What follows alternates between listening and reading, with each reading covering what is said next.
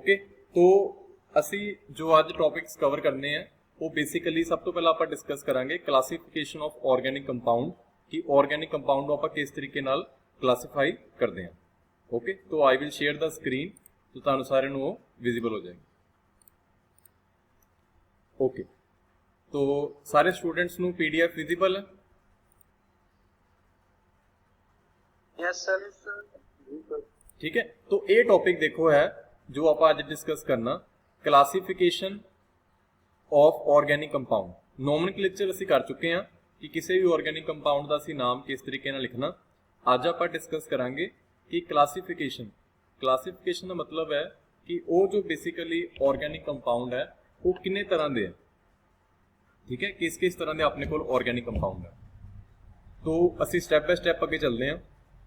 तो सब तो पहले इन्होंने लिखा है कि जिहड़े ऑर्गेनिक कंपाउंड्स है जिदों आप ऑलरेडी डिस्कस कर चुके हैं कि उन्होंने कई तरह के फंक्शनल ग्रुप होंगे हैं, पर सब तो सिंपल ऑर्गेनिक कंपाउंड वो होंगे है जिन्हां कोई फंक्शनल ग्रुप ना हो, सिर्फ कार्बन और हाइड्रोजन हो।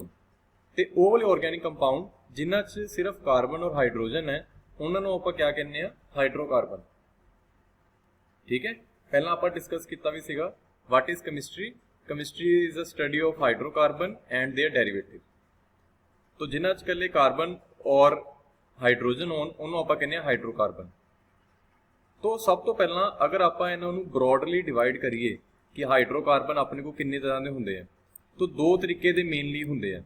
एक होंगे ओपन चेन, एक होंगे क्लोज चेन। ओपन चेन का मतलब है कि स्ट्रेट चेन होएगी। क्लोज चेन मतलब साइक्लिक फॉर्म्स जिदा स्क्वेयर, रेक्टेंगल, ये सारी साइक्लिक फिगर्स है ना, क्लोज चेन। तो दो तरीके के मेनली कहते साढ़े को कंपाउंड होंगे, एक होंगे ओपन तो एक होंगे क्लोज चेन। हुण आपां स्टैप बाय स्टैप इन्होंने डिस्कस करते हैं। तो ओपन चेन कंपाउंड नाम तो ही क्लीयर है कि इन्हां च open chain of carbon atom होएगी। जिदा आ देखो ये कंपाउंड है, ये स्ट्रेट चेन कार्बन एटम है। ये भी कंपाउंड है, ये भी straight chain of carbon atom है। इस कंपाउंड के विच सारे सिंगल बॉन्ड है तो ये अल्कीन वाली कैटेगरी है, ये डबल बॉन्ड है तो है अल्कीन वाली कैटेगरी है, पर हैगा तो ओपन चेन ही है। नैक्सट उस तो बाद ये अपने को ट्रिपल बॉन्ड वाला कंपाउंड है, it is also open chain category. Triple bond होने करके it belong to alkyne. Further जी ओपन चेन है वो it can be straight chain, वो स्ट्रेट चेन भी हो सकती है, और it can be branch chain. Branch chain का मतलब है कि जिस तरह मान लो straight chain of carbon atom है तो यदी ब्रांचिंग है इस पोजीशन पे, तो हैगा तो बेसिकली ये ओपन चेन कंपाउंड ही है, but due to this branching ये अपने को क्या बन जाएगा, ब्रांच्ड चेन कंपाउंड। तुसीं इहनूं इदां कह सकते हो कि ओपन चेन कंपाउंड की कैटेगरी है। ओके, तो जेडे ओपन चेन कंपाउंड है ये भी सिलेबस साडे किते किते लिखा हुआ है एलिफैटिक कंपाउंड। जेडे ओपन चेन कंपाउंड होंगे है which are basically having the straight chain of carbon और they can be having the branched chain of carbon. तो उन्होंने आप की कहेंगे एलिफैटिक कंपाउंड भी कह देंगे हैं। तो सब तो पहले एरोमेटिक सब तो पहली क्लासिफिकेशन जो ऑर्गेनिक कंपाउंड की है वो यही है कि they can be open chain और they can be close chain. जेडे ओपन चेन है वो असीं समझ लिया। हुण आपां क्लोज चेन कंपाउंड देखते हैं। जेडे क्लोज चेन कंपाउंड है उन्होंने आपां साइक्लिक कंपाउंड्स भी कहने हैं या उन्होंने असीं रिंग कंपाउंड्स भी कहने हैं। इन्हों साइक्लिक या रिंग कंपाउंड क्यों कहते हैं, क्योंकि दीज कंपाउंड कंटेन वन और more closed chain of rings of atom in their molecule. क्योंकि इन्हां compound they which close chain होंदियां, ठीक है, या रिंग्स बनिया होंदियां। ये फर्दर अपने कोल दो तरह के हैं। एक तो होंगे होमोसाइक्लिक। होमोसाइक्लिक का मतलब है कि जिदा मान लो देखो आ एक रिंग बन गई, रिंग ऑफ 3 कार्बन एटम। ठीक है, एक तरह का ट्रायंगल बन गया। तो इस ट्रायंगल च क्लोज चेन है, तो 3 कार्बन एटम अटैच्ड है आपस in the form of triangle. ठीक है, ये चारों कार्बन एटम है बट वो एक स्क्वेयर की फॉर्म आपस अटैच्ड है। ये 5 है तो पेंटागन फिगर बन गई। तो इस तरीके नाल ये सारे सिंगल बॉन्ड वाले अपने कोल क्लोज चेन कंपाउंड है। पर एक कंपाउंड साडे कोल हुंदे एरोमैटिक। एरोमैटिक एक स्पैशल कंपाउंड हुंदे है जिन्हां दी स्पैशल प्रॉपर्टीज हुंदियां। जिहड़ा एरोमैटिक नाम है सब तो पहला तां पिया सीगा क्योंकि इन्हां दी जिहड़ी फ्रैगरेंस है वो काफ़ी अच्छी हुंदी सीगी। पर विद टाइम उन्होंने देखा कि सिर्फ फ्रैगरेंस बेस उपर आप एरोमैटिक कंपाउंड किसी नहीं कह सकते। हुण इन्हां दी जिहड़ी कैमिकल प्रॉपर्टीज है उहदे बेस उपर इन्हां नूं असीं डिफाइन करते हैं। तो एरोमैटिक कंपाउंड की क्या पहचान होंदी है अज जिद्दां आपां डिस्कस करना ही है। जिहड़ा आह वाला कंपाउंड है ना एक जिहदे विच 6 मैंबर्ड रिंग होवे, 6 कार्बन एटम दी रिंग होवे और उहदे विच आल्टरनेट डबल सिंगल बॉन्ड होण, तो इस कंपाउंड नूं आपां कहने आ बेंजीन। तो उन्होंने देखा कि जिहड़े बेंजीन वाले कंपाउंड होंदे है वो ज़्यादातर अपना एरोमैटिक है। तो एरोमैटिक कंपाउंड नूं अगर आपां करिए तो दो तरह के मेन बनणगे। ਉਹ ਵਾਲੇ एरोमैटिक कंपाउंड जिन्हां च बेंजीन रिंग है, जिदा अपने सिलेबस च भी है कि benzene ring and they derivative. तो आह वाला जो कंपाउंड है इहनूं आपां बेंजीन कहने आ। जिहड़ा आह वाला कंपाउंड है ये बेसिकली डेरिवेटिव ऑफ बेंजीन है। किस तरीके नाल? क्योंकि देखो बेंजीन रिंग के उपर तुसीं CH3 ग्रुप अटैच कर दो तो वो अपने को टोलुइन बन गया। तो basically it is derivative of benzene. अगर तुसीं NO2 ऐड कर दो विद बेंजीन तो नाइट्रोबेंजीन, अगर OH ऐड कर दो इन बेंजीन तो वो फिनोल, NH2 ऐड कर दो तो इट इज़ एनिलीन, अगर CHO ऐड कर दो तो इट इज़ बेंजल्डिहाइड। तो इस तरीके नाल ये अपना कंपाउंड हुंदे, ठीक है, बेंजीन वाले एरोमैटिक कंपाउंड। पर कुछ एरोमैटिक कंपाउंड ऐसे भी होंगे है जिदा अपने को एग्जाम्पल है इस बेंजीन रिंग नहीं है तो उन्होंने आप कहने नॉन बेंजोइड एरोमैटिक कंपाउंड, ठीक है। तो मैं स्टार्टिंग में तुहानूं एक बार रिवाइज कर देना।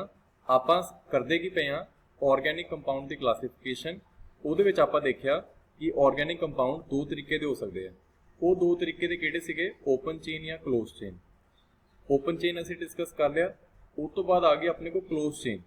हुण क्लोज चेन अगों दो तरीके दी है, होमोसाइक्लिक ते हिट्रोसाइक्लिक।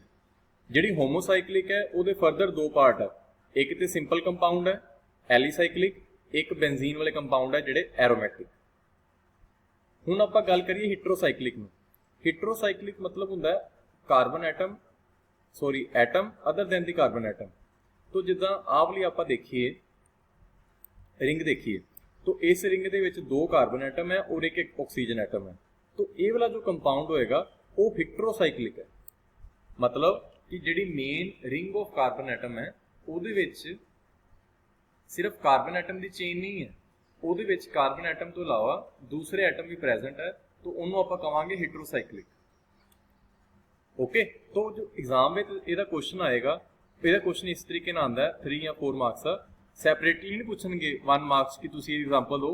एक जनरल क्वेश्चन आएगा कि right the classification of organic compounds, ठीक है। काफ़ी ईयर तो यह क्वेश्चन रिपीट हो रहा है क्योंकि अपने चैप्टर का नीम ही यही है, तो तुहानूं आइडिया होना चाहिए कि किस तरीके नाल है। और एक इन्होंने देखो है फ्लो चार्ट बना के बहुत वधिया एक्सप्लेन किया है। जिन्नी भी आप डिस्कशन की है पहला तुसीं ये फ्लो चार्ट की समरी समझनी है, फिर तुहानूं अबव वाली जो सारी जो डिस्कशन है वो क्लीयर हो जाएगी। जिदा आप डिस्कस किया सीगा कि ऑर्गेनिक कंपाउंड सब तो पहला वो ऑर्गेनिक कंपाउंड अपने को दो तरह ने, एक ओपन चेन है, एक अपने को क्लोज चेन है। और क्लोज चेन को आप रिंग भी कह देंगे। और वो जो क्लोज चेन वाले कंपाउंड है वो अगे दो तरह के है, एक है होमोसाइक्लिक, एक है हिट्रोसाइक्लिक। होमोसाइक्लिक आप किनू कहने आ? अगर सारे के सारे एटम कार्बन के ही चेन के विच होण। हिट्रोसाइक्लिक असीं किनू कहने आ? अगर जिहड़े उहदे विच एटम्स होण अदर दैन कार्बन, तो वो अपने को क्या बन जाएगा? हिट्रोसाइक्लिक। क्लीयर? फिर होमोसाइक्लिक भी दो तरह के है, एलिसाइक्लिक एंड एरोमैटिक। ये भी अगों दो तरह के है, एलिसाइक्लिक एंड एरोमैटिक। तो एरोमैटिक जिहड़े है तुहानूं दस्सिया मैं स्पैशल तरह ऑफ ऑर्गेनिक कंपाउंड हुंदे है, इन्हां दी स्पैशल प्रॉपर्टीज करके इन्हां दी ब्रांच अलग बनाई है। ये भी दो तरह के होंदे है, एक एरोमैटिक कंपाउंड वो होंदे जिन्हां च बेंजीन रिंग प्रेजेंट हुंदी है, तो उन्होंने आपां कहने आ बेंजीनोइड। और दूसरे एरोमैटिक कंपाउंड जिन्हां च बेंजीन रिंग, जो कि आपां काफ़ी टाइम तो हुणे भी मैं डिस्कस की बेंजीन रिंग। बेंजीन तुसीं इदां सोच सकते हो कि ऑर्गेनिक कंपाउंड का कोर एंड हार्ट है, मतलब कि बेंजीन रिंग उहदे विच प्रेजेंट है, तो वो benzoid organic benzoid aromatic compound है। Otherwise it is non benzoid और एरोमेटिक कंपाउंड। ओके, तो ये फ्लो चार्ट देखो सारे नूं समझ लग गया।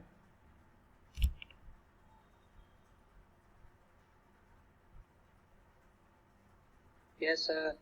ठीक है, तो ਤੁਹਾਡਾ ਕੰਮ ਕੀ ਹੈ ਇਸ ਟੌਪਿਕ ਦੇ ਵਿੱਚੋਂ, ਅਗਰ ਮੰਨ ਲਓ ਤੁਹਾਨੂੰ ਐਗਜ਼ਾਮ ਦੇ ਵਿੱਚ ਕੁਐਸਚਨ ਆ ਜਾਵੇ ਕਿ ਤੁਸੀਂ ਕਲਾਸੀਫਿਕੇਸ਼ਨ ਮੈਂਸ਼ਨ ਕਰੋ, ਤਾਂ ਤੁਸੀਂ ਇਹ ਫਲੋ ਚਾਰਟ ਬਣਾ ਕੇ ਹਰ ਇੱਕ ਦੀ, ਜਿੱਦਾਂ ਇਹਨਾਂ ਨੇ ਦੱਸਿਆ ਕਿ ਇਹ ਇੰਨੀ ਤਰ੍ਹਾਂ ਦਾ open chain, close chain, open chain ਦੀ ਇੱਕ ਦੀ ਐਗਜ਼ਾਮਪਲ ਦੇ ਦੇਣੀ ਹੈ, ਐਦਾਂ ਹੀ ਕਲੋਜ਼ ਚੇਨ ਦੀ ਐਗਜ਼ਾਮਪਲ ਦੇ ਦੇਣੀ ਹੈ, ਫਿਰ ਕਲੋਜ਼ ਚੇਨ ਕੋ ਦੋ ਤਰ੍ਹਾਂ ਦੇ ਹੈ, ਹੋਮੋਸਾਈਕਲਿਕ, ਹੈਟਰੋਸਾਈਕਲਿਕ, तो हर एक ਦੀ ਇੱਕ ਐਗਜ਼ਾਮਪਲ ਦੇ ਕੇ ਉਹਨੂੰ ਤੁਸੀਂ ਐਕਸਪਲੇਨ ਕਰ ਦੇਣਾ।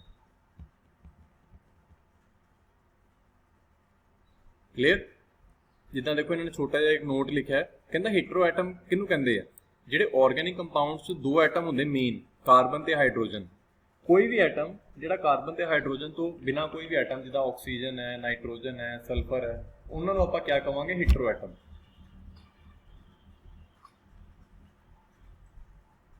ठीक है, तो ओके स्टूडेंट्स, देखो ये टॉपिक क्लियर है।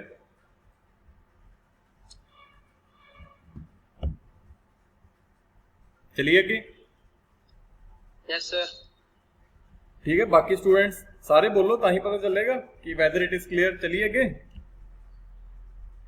Yes sir. ठीक है, तो ये टॉपिक यही है कि क्लासिफिकेशन किस तरीके ना करनी है, तुसी उन्हें कर लेना, हो जाएगा। उस तो बाद अपने को नेक्स्ट टॉपिक है, जिद्दां असीं सिੱਖਿਆ ਸੀਗਾ कि किसी ऑर्गेनिक कंपाउंड ਦਾ अगर अपने को स्ट्रक्चर गिवन होवे, ਅਸੀਂ ਉਹਦਾ ਨਾਮ किस तरीके ਨਾਲ ਲਿਖਣਾ। ਹੁਣ ਅਸੀਂ ਇਹ ਚ ਸਿੱਖਣਾ ਹੈ कि अगर किसी ਦਾ ਸਾਨੂੰ ਨਾਮ गिवन ਹੋਵੇ, ਅਸੀਂ ਉਹਦਾ ਸਟਰਕਚਰ ਕਿੱਦਾਂ ਬਣਾਉਣਾ।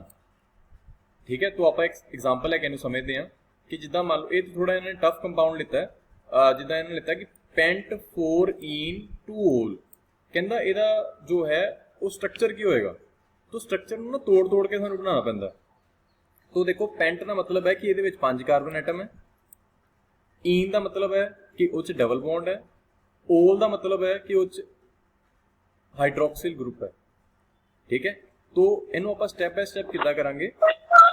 सब तो पहले आप देखांगे कि जो पेंट है, पेंट मीनस 5 कार्बन एटम, तो आप 5 कार्बन एटम लिख ले। 4 ईन का क्या मतलब है कि अगर आप इन्हां 5 कार्बन एटम की नंबरिंग कर दीए तो चौथे कार्बन एटम तो बाद जिहड़ा है अपने को डबल बॉन्ड होएगा।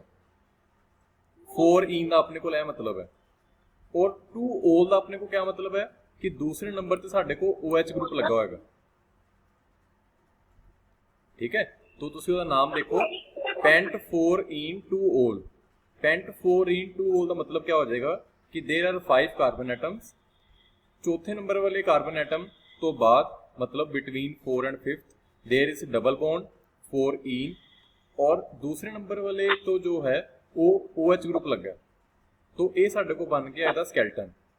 बाकी जिन्ना भी पार्ट है वो तुसी जिन्ने नंबर ऑफ H रिक्वायर्ड है, ठीक है, जिन्ने नंबर ऑफ H रिक्वायर्ड है उसकी वैलेंसी, क्योंकि आप कीता होया कि कार्बन जो है वो टेट्रा वैलेंसी शो करता है। ठीक है, कार्बन की वैलेंसी कितनी होंदी है? 4। तो जिन्ने हाइड्रोजन एटम रिक्वायर्ड है ਉਹਦੀ ਵੈਲੈਂਸੀ ਨੂੰ 4 ਪੂਰਾ ਕਰਨ ਦੇ ਲਈ ਉਹਨੇ ਆਪਾਂ ਉਹਦੇ ਨਾਲ ਲਿਖ ਦਿੰਦੇ ਆ। तो ਇਹ ਇਸ ਕੰਪਾਊਂਡ ਦਾ ਸਟਰਕਚਰ ਬਣ ਗਿਆ, ਜਿਹਦਾ ਆਪਾਂ ਨੂੰ ਨਾਮ ਲਿਖਿਆ ਹੋਇਆ ਸੀ pent4ene2ol। ਇਹੀ ਵਾਲਾ ਟੌਪਿਕ ਸਾਡੇ ਸਿਲੇਬਸ ਵੀ ਮੈਂਸ਼ਨ ਹੈ, ਰਾਈਟਿੰਗ ਦੀ ਸਟਰਕਚਰ ਵੈਨ ਦਾ ਨੇਮ ਇਜ਼ ਗਿਵਨ। ਹਜੇ ਤੱਕ ਆਪਾਂ ਜੋ ਪੜਿਆ ਸੀਗਾ ਕਿ ਕਿਸੇ ਕੰਪਾਊਂਡ ਦਾ ਸਟਰਕਚਰ ਸਾਨੂੰ ਗਿਵਨ ਹੁੰਦਾ ਸੀਗਾ, ਆਪਾਂ ਉਹਦਾ ਨਾਮ ਲਿਖਣਾ ਹੁੰਦਾ ਸੀਗਾ, IUPAC ਨੇਮ। ਤੁਸੀਂ ਕਹੋ ਕਿ ਇਹ ਉਹਦਾ ਰਿਵਰਸ ਹੈ। ਰਿਵਰਸ ਵਿੱਚ ਆਪਣੇ ਕੋਲ ਕੀ ਹੈ ਕਿ ਸਾਨੂੰ ਉਹਦਾ ਨਾਮ ਗਿਵਨ ਹੈ IUPAC ਨੇਮ, ਅਸੀਂ ਉਹਦਾ ਸਟਰਕਚਰ ਜੋ ਹੈ ਉਹ ਲਿਖਣਾ। तो स्ट्रक्चर से सब तो पहला तुसी पहचान लेना कि ਉਹਦਾ वर्ड रूट की है, ओके। फिर उस तो बाद तुसी पहचान लेना कि ਉਹਦਾ सफिक्स क्या है, एन है, ईन है, वाइन है, और उस तो बाद ਉਹਦਾ फंक्शनल ग्रुप की है। तो जिदा इस कंपाउंड ਦੇ ਵਿੱਚ पेंट ਸੀਗਾ, पेंट ਦਾ मतलब आ गया there are 5 carbon atom, ene ਦਾ मतलब आ गया there is a double bond, ol ਦਾ मतलब आ गया कि there is you can say hydroxy group, OH group. और जो ये नंबर लिखे होंगे है 4 2, ये जेडे नंबर लिखे होंगे है ये इस करके लिखे होंगे है ताकि सानू पता चले कि वो किन्ने नंबर ते वो चीज आ रही है। क्लियर? उसकी पोजीशन क्या है, जिदा इस कंपाउंड दे विच उसदी सानू पोजीशन क्लियर होगी। ठीक है, तो स्टूडेंट देखो आह वाली एग्जांपल समझ आई।